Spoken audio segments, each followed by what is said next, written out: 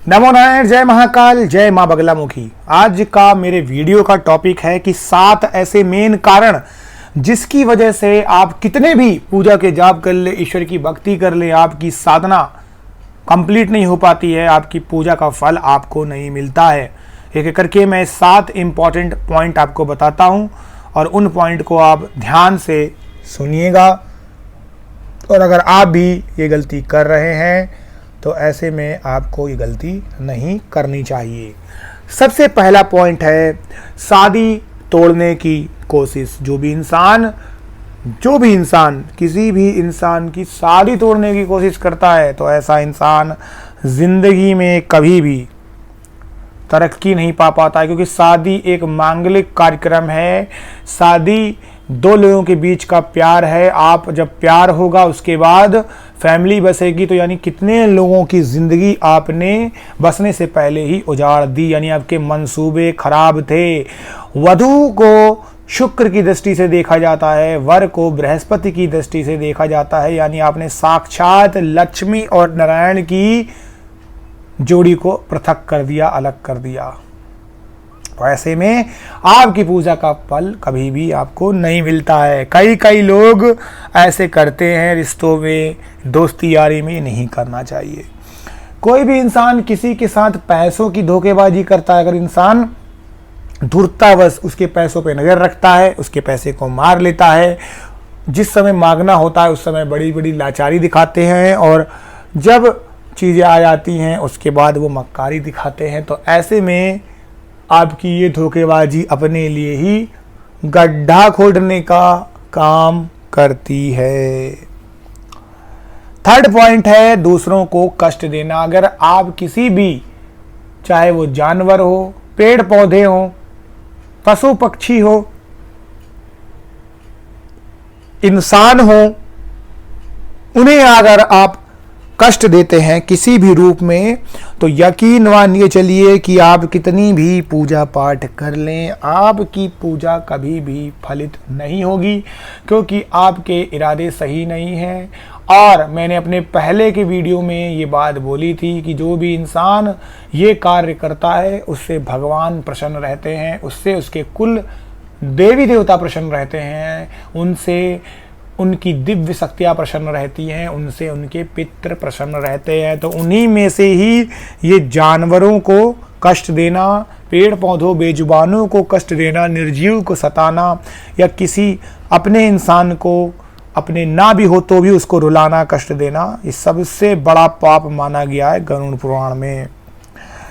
Fourth point है गलत रास्ता अपना लेना। अगर आपको किसी भी तरीके से शॉर्टकट मिलता है आप तुरंत अपना लेते हैं। आपको लगता है कि आज मेरे अंदर ये ऐब है और मैं साधना अर्चना पूजा कर रहा हूँ, क्यों ना एक काम करूँ, फिर से कर लूँ। तो अगर आपने फिर से वही काम किया, कुछ पल के ही लिए किया, तो आप यकीन मान के चलिए ईश्वर की नज़रों में आप दोषी हैं। ईश्वर की नज़र आपके ऊपर है, और अगर ईश्वर नहीं भी आपको दंड देंगे तो उनके गण, उनके दूत आपको दंड देंगे।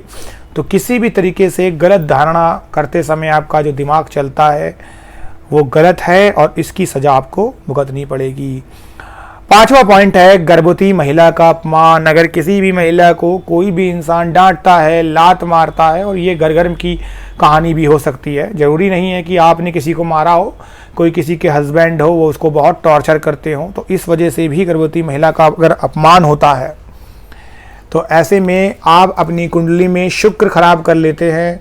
गर्भवती महिला का किसी भी कारणवश से मिसकैरेज हो जाता है तो अपना मंगल खराब कर लेते हैं, और बच्चे को लात मारना या गर्भवती महिला का अपमान करना, दैट्स मीन आपने अपना बुध और चंद्र दोनों खराब कर लिया। तो ये प्रॉब्लम्स भी ऐसे इंसान के साथ हो सकती है। जो भी इंसान बात बात पर झूठ बोलता है, या अपने फायदे के लिए झूठ बोलता है, या लालचवश झूठ बोलता है, या किसी कारणवश से भी झूठ बोलता है, और जिससे सामने वाले की जान माल या किसी भी चीज़ का नुकसान हो सकता है, या उसके आत्मसम्मान पर ठेस लग सकती है, तो ऐसे में भी आपको पूजा का फल नहीं मिलता है। ईश्वरी शक्ति कभी भी माफ़ नहीं करती है। अगर आप बुरी सोच रखते हैं किसी के प्रति, कि मैं इसका ये कर दूंगा, मैं उसको ये कर दूंगा, मैं उसको तबाह कर दूंगा, मैं उसको बर्बाद कर दूंगा, ये मेरे ये करने के इसने ये किया था, उसने वो किया था। और किसी के बारे में अगर आप झूठी झूठी अफवाह भी उड़ाते हैं जिससे उसके मान सम्मान में दिक्कत आती है, जिस वजह से उसका रिश्ता टूट जाता है, जिस वजह से उसको समाज में बदनामी मिलती है, किसी भी कारणवश से अगर किसी भी इंसान का आप इस तरीके से दिल दुखाते हैं या किसी भी प्रकार से उसके लिए बुरी सोच रखते हैं जिससे उसको रोना आ जाए या दिक्कतों का सामना करना पड़े, तो आप पाप के भागी बन जाते हैं। ऐसे 7 कुकर्म करने वाले को ईश्वर कभी भी माफ नहीं करता है और पूजा का फल बिल्कुल भी नहीं मिलता है। तो ऐसे में अगर आप ये गलती कर चुके हैं तो कोई बात नहीं, सतर्क हो जाएं। अगर कर रहे हैं तो और भी सावधान हो जाएं, और अगर नहीं करते हैं तो बहुत अच्छी बात है। आप उन 50% बने जो बचे हुए लोग हैं जिनका मैंने यहाँ वर्णन नहीं किया, उनमें से एक हैं। आप सौभाग्यशाली हैं, आपका दिल सच्चा है, आप यूं ही ऐसे आगे बढ़ते रहे, ईश्वर आपके साथ है। जब आप अगर इनमें से कोई भी काम नहीं करते या कोई भी इंसान इनमें से कोई काम नहीं करता है तो इस चीज का उल्टा हो जाता है। इन 7 कारणों के कारण ऐसे इंसान के साथ 7 शक्तियां साथ रहती हैं। जो लोग मेरे चैनल पे नए आए हुए हैं वो मेरे चैनल को लाइक और सब्सक्राइब करें। जो लोग मेरे चैनल पे बहुत पुराने से हैं उन लोगों का बहुत बहुत प्यार, धन्यवाद, शुक्रिया। आप सभी लोग यूं चैनल को लाइक करते रहें, प्यार बनाए रखिए। बहुत जल्द आपसे फिर अगली वीडियो में मुलाकात होगी। अभी के लिए आप सभी लोग खुश रहें, स्वस्थ रहें, और मैं अपने इष्ट श्री हरिनारायण विष्णु से यही कामना करता हूँ आपकी सभी मनोकामनाएं पूर्ण हो। नमो नारायण। जय महाकाल, जय माँ बगलामुखी, जय जय श्री राम।